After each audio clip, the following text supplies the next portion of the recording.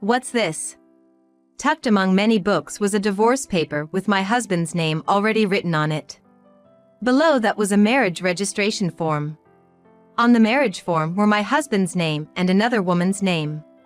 Could it be that my husband had been preparing to divorce me? Moreover, does it mean he has a mistress and is seriously dating her? Confused, I took the two documents to my room. After my daughter had gone to bed, I showed the divorce and marriage forms, which had my husband's name on them, to my parents who were visiting our home. I found these in my husband's room. What should I do? My parents were shocked by the sudden revelation.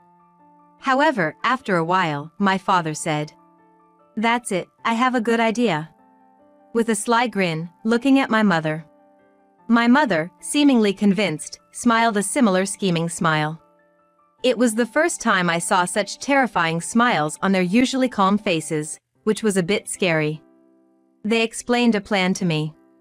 Indeed, it was a good idea. It was the best plan for getting back at my husband. I readily agreed to my parents' suggestion.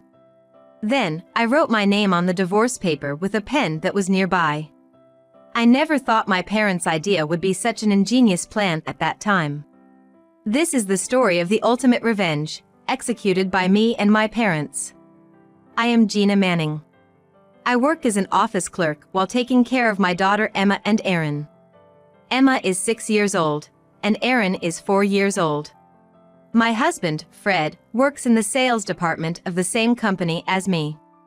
I used to work as a full-time employee, but after getting married, I switched to a part-time position. Actually, the company we work for was founded by my father-in-law, who is now the president of the company. We live close to my in-laws, but our relationship with them is not strong. My father-in-law is busy with the company's management, and my mother-in-law seems uninterested in us.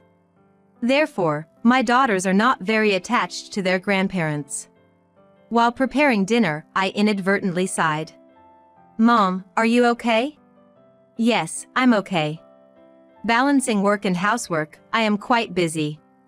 In the morning, I send my daughter to kindergarten, work during the day, and after picking up my daughter from kindergarten in the evening, I prepare dinner and do other household chores. Just as I was about to resume my work, my phone rang. It was Fred. "Hello? I'll be late tonight because of overtime work. I'll eat out." "Got it. Good luck with your work. Dad's going to be late again today?" Emma stopped drawing and turned to me. "Yes, it seems he'll be late today because of work." "I see." Emma looked a bit downcast. Although Emma is a responsible eldest daughter, she might still want to be pampered. Every time I mention that Fred will be late, she seems to get more visibly upset. "Emma, Aaron, dinner's ready." Okay. I placed 3 servings of pasta on the table. We said grace together and started eating dinner. Seeing Emma and Aaron happily stuffing their faces with the pasta, I breathed a sigh of relief. Looking at the calendar, there's a red circle around tomorrow's date. The days marked with a red circle are when my mother comes to help with dropping off and picking up my daughter from kindergarten. My parents are gentle and often come to our house to help with childcare. Especially my mother, who understands me well and is very cooperative in taking care of my daughter. On days when I'm busy with work or when my daughter is not feeling well, it's truly a relief that my mother always takes care of her. "Grandma will come to pick you up tomorrow." "Really? Yay!" Aaron loves his grandparents. Usually, he cries when going to kindergarten, but on days when Grandma comes to pick him up, he heads to kindergarten excitedly. "Is Grandpa coming tomorrow?" "Not tomorrow, but he said we might go out somewhere on the weekend." "Where will we go?" "He hasn't decided yet, but do you have somewhere you want to go?" "Aaron wants to go to the zoo." "Got it, I'll let him know." My father adores Emma and Aaron. Although he is still working, on his days off, he almost always comes to visit and takes the 2 of them out to various places. Unlike my in-laws, my daughters are very close to my parents. This weekend, my parents came over. My father took the daughters to the zoo, and my mother helped me clean the house. After cleaning, I had coffee with my mother and we talked about recent events. How have things been with Fred lately? He hardly comes home because of overtime and business trips. Today, he said he's on a business trip and not at home. Fred hardly comes home, citing overtime work and business trips. I always wish he could learn from my parents. Doesn't he help with the housework? Impossible. With how busy he is, if he tried to help with the housework, he wouldn't last. Fred doesn't help with the housework.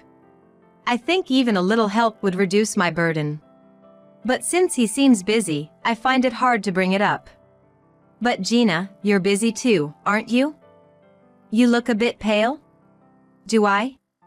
My mother looked at me intently and nodded. She sees through everything, I thought, as I sipped my coffee. Why don't you ask Fred to help with the housework? If you collapse, it'll be tough on Emma and Aaron too.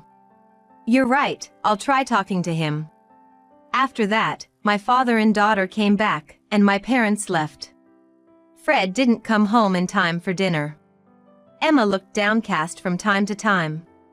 After Emma and Aaron had gone to bed, Fred came home. I'm home. Welcome back. You must be tired from working late. Thanks. Fred immediately went to take a bath. Seeing his tired face made me hesitate to bring up the housework. But thinking it's better to talk sooner rather than later, I rubbed my sleepy eyes and waited for Fred to come out of the bath. Eventually, Fred came out of the bathroom. Huh? You're still up? Yeah. There's something I want to talk about. Something you want to talk about? I have work tomorrow, so can you make it quick? Understood. I quietly approached Fred while he was brushing his teeth. Actually, I was hoping you could help out a little with the housework. That's impossible. He refused flatly. As I was slightly puzzled, Fred continued speaking. I'm busy too. There's a lot of preparation for taking over my father's company. So, Gina, you need to handle the housework. But, couldn't you at least take out the trash before going to work? I've been having more business trips and overtime work lately. I don't have the time for that. Saying so, Fred put down his toothbrush and went up to the bedroom. I couldn't say anything back. I thought, this is impossible. From this conversation, it was clear that Fred had no intention of helping with the housework. I decided to give up on getting any housework help from Fred and went to bed. In the morning, as usual, I took Emma and Aaron to kindergarten. I was sleep-deprived because I waited up for Fred last night. But I can't afford to be late for work. Rubbing my eyes, I headed to the office. After arriving at the office, I greeted my boss and colleagues and started my work. To avoid feeling sleepy, I faced my computer with a coffee bought from the office vending machine in hand. After a while, I heard the door open. Who could it be? I quietly looked towards the door. Then, my eyes met with my father-in-law's. Why is my father-in-law here? This company is fairly large, so the president, my father-in-law, hardly ever comes to the floor. Not just me, but my colleagues and boss were also shaken by his presence. Gina, do you have a moment to talk? Yes, I'm fine. I was led out of the room by my father-in-law and headed down the corridor. What could this be about? Could it be that Fred talked to his father about yesterday? Recently, Fred has been taking a lot of time off. Did you guys go on a family trip or something? Time off, you say? Yes, he's almost used up all his paid leave for the year. Is that so? I was about to tell my father-in-law about Fred coming home late but stopped myself. I didn't want to unnecessarily worry my father-in-law, who is busy with running the company. It's a busy period right now, so if he takes any more leave, it'll impact the department's activities. I'll talk to him, but could you also speak to Fred? Understood. Fred has been saying he was busy with overtime and business trips. But in reality, he was using his vacation time. In other words, Fred has been lying to me. Is Fred hiding something? Thinking it's not good to jump to conclusions, I asked a colleague to check when Fred took his vacation days. After a while, my colleague showed me the attendance data for Fred. You're kidding. The days Fred said he was on business trips or working overtime were almost all marked as vacation days. However, I couldn't find detailed information about Fred's vacations. It's because we work in different departments. It was clear that Fred had been lying to me. Then, where was Fred going during his vacations? The word affair came to mind. Deciding to trust my intuition, I resolved to find out when Fred would take his next vacation. My coffee's run out. I headed to the vending machine in the company corridor to buy another coffee. Mrs. Manning. Long time no see. Mr. Johnson, my husband has been under your care. Mr. Johnson belongs to the same sales department as Fred. They have been good friends and often go out for drinks since before we were married. Perhaps I might be able to ask about Fred's next vacation. I can't miss this opportunity. Speaking of Fred, I heard he's been taking some time off recently. Yeah, he's been taking quite a bit of paid leave during this period. I'm quite envious. He's taking about 3 days off from Wednesday next week. He was grinning while applying for his leave. Is it a family trip? Well, I was a bit bewildered as Mr. Johnson proceeded with the conversation one-sidedly. In fact, I was told by Fred that he would be on a business trip next Wednesday. I decided to go along with the story for now. I'm looking forward to the souvenirs. Please tell Fred as well. Yes, I will. Mr. Johnson waved his hand lightly with a smile. I returned to my desk and resumed work. Now, I was certain that Fred was lying to me about what he was doing. After work, I contacted a detective agency. It was to request an investigation of Fred's actions. And then, on Wednesday, I was busy preparing Fred's belongings. I hardly had time to take care of my daughters, but it was a relief that Emma woke up early and prepared for kindergarten on her own. Well, I'm off. Take care. Don't forget to buy souvenirs. Ignoring Emma's voice, Fred closed the door of the house. I'll go wake up Aaron. Emma headed to Aaron's room as if nothing had happened. However, unable to forgive Fred for ignoring Emma, I stood frozen in front of the entrance for a while. Mom. Startled, I turned to Emma, who was pulling at the hem of my trousers.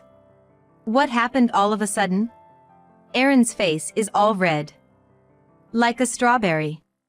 Worried, I headed to Aaron's room with Emma. Just as Emma said, Aaron's face was red, and he was coughing. Are you okay, Aaron? Cough, cough. Mom, my throat hurts. I was surprised to see him struggling like this when he was fine until yesterday. I informed the kindergarten that Aaron was unwell. I needed to take Aaron to the hospital. But it's a busy period at work, and taking time off would inconvenience the company. My mother's face suddenly came to mind.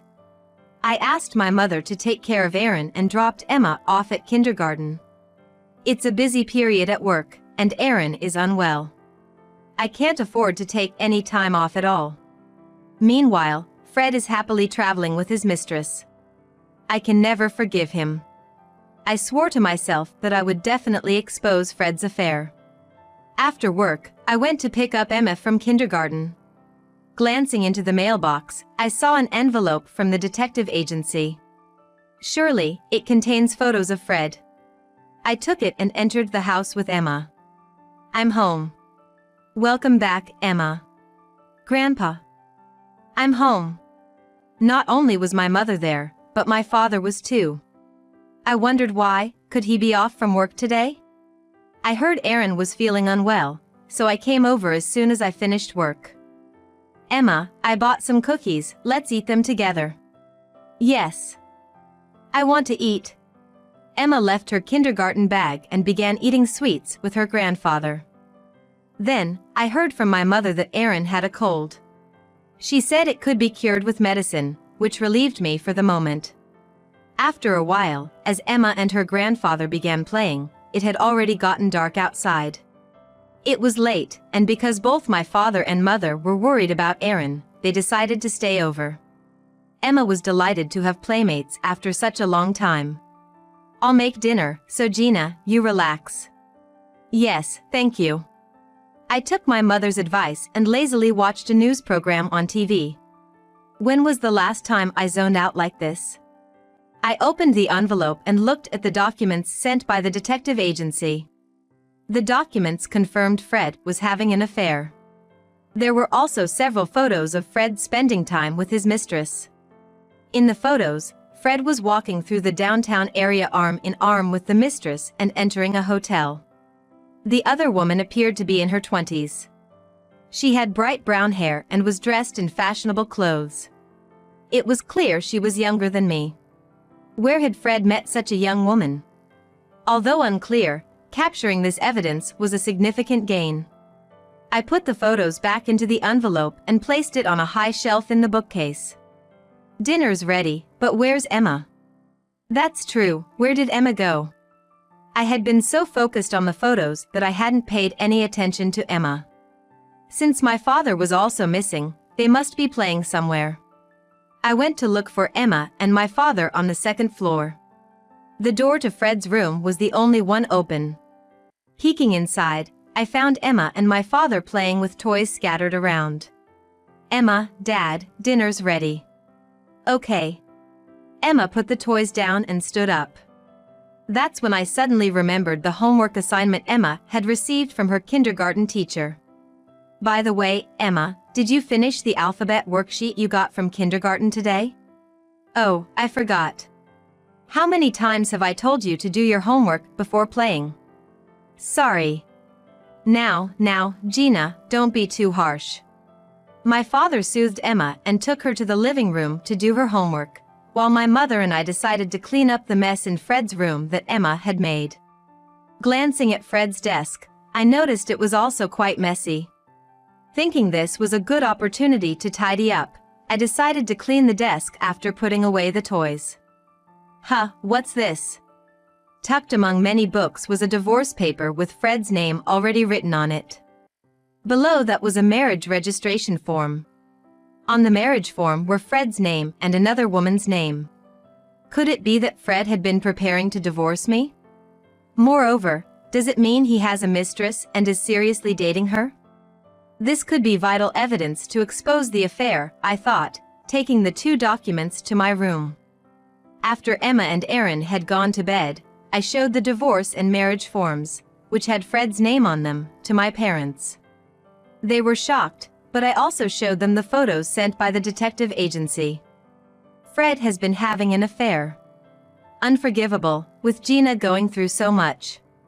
But I'm torn about what to do with this divorce paper. Actually, I have a good idea. Father smirked and looked at my mother. My mother, seemingly convinced, smiled a similar scheming smile. Seeing my usually calm parents showing such a terrifying smile for the first time was a little scary. First, let's submit this divorce paper and marriage registration form. Is it really okay to do something like that on our own? It's fine. All the places Fred needed to sign are already filled out. You just need to write your name. Although my mother spoke in a calm tone, what she proposed was quite shocking. The difference between her expression and her words made me shiver a little. "And I'll go and pay them a visit." A visit. My parents explained a certain plan to me. Indeed, it was a good idea. It was the best plan to get back at Fred. I readily agreed to my parents' suggestion. Immediately, I wrote my name on the divorce paper with a pen that was nearby. The next day, my mother and I submitted the divorce and marriage registration forms to the city hall. I was really looking forward to Fred coming back. While Fred was away, I busied myself with tidying up the house. On the Friday that Fred was supposed to return, I put the kids to bed and waited for Fred's return with my parents, stretching my neck in anticipation. "I'm home." why are father and mother here? Welcome back, Fred. Please have a seat for now. Fred sat down in a nearby chair, bewildered. He couldn't meet my father's eyes, his gaze darting everywhere. Fred, about the divorce and marriage registration forms found in your room, I've submitted them. What? What do you mean? Your name was already on them, so I thought it'd be best to submit them. Of course, I wrote my name on the divorce paper before submitting it. Don't mess around. How could you submit it without asking? Fred started yelling as if he had turned into a different person. He had been trembling in front of my parents until just a moment ago, but now he seemed not to care about that at all. The one who should be saying, "Don't mess around," is us. My father raised his voice, though it remained low. Fred looked at him, his eyes wide. You've been having an affair, haven't you? We know everything. I haven't had an affair. Fred stuttered and shook his head.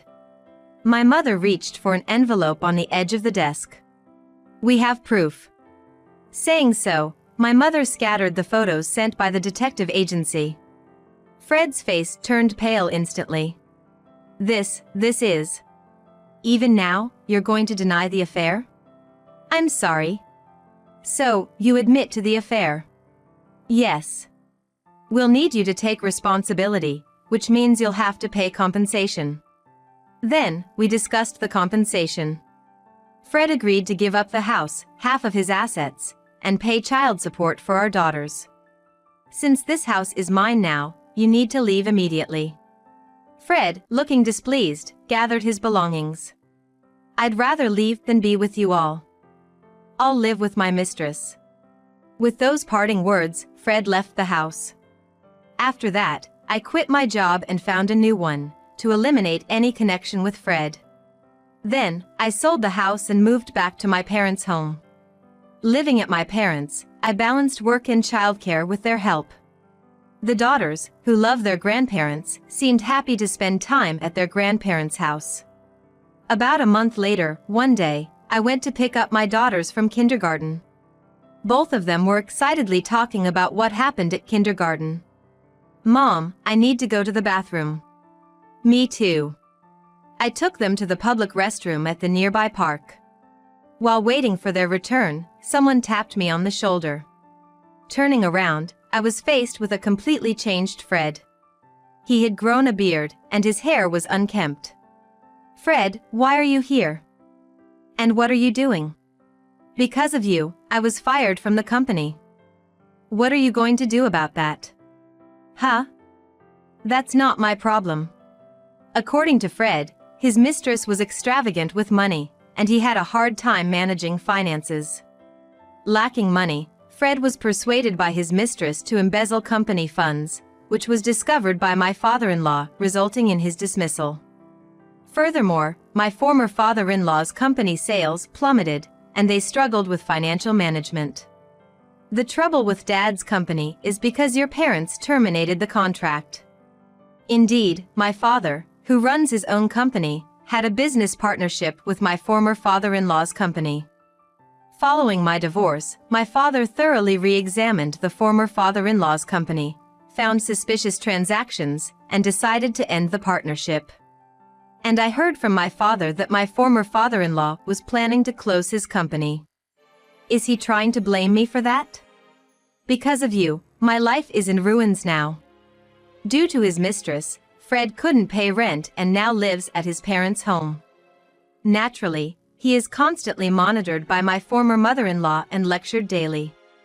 His mistress continually blames him, asking why they have to live like this when she was supposed to become a president's wife. I've finally realized that I was happy because you were there. Please, can we start over? Of course, I refused. Then, Emma and Aaron returned from the bathroom. Emma, Aaron. It's been a while. Dad? Why are you here? Aaron, he's not our dad anymore. Because he married someone else. Oh, so we shouldn't be with Dad anymore? Yeah, let's go home, Mom. Emma, Aaron, wait. I had already informed Emma and Aaron about the divorce, and upon Emma's inquiry, I explained the reasons for the divorce as best as I could. As a result, Emma quickly grew to dislike Fred. "Oh, there you are, Fred. We thought you sneaked out to see Gina." "Dad, Mom. You're already causing enough trouble at home, don't bother us any further." Then my former in-laws started lecturing him. My daughters and I just stood there watching them, dumbfounded. "Gina, I'm sorry. We'll make sure Fred doesn't bother you anymore." After that, I no longer had any contact with Fred. My former father-in-law's company went bankrupt, and Fred and my former in-laws earned a bad reputation within the industry. Forced into a life of part-time jobs, Fred and my former in-laws are reaping what they sowed. While I have no sympathy for them, I'm currently learning business management from my father. "Mom, I'm home. Welcome back." Emma has entered elementary school and is enjoying her new school life. I hope to continue living a happy life with my daughters, cherishing every day.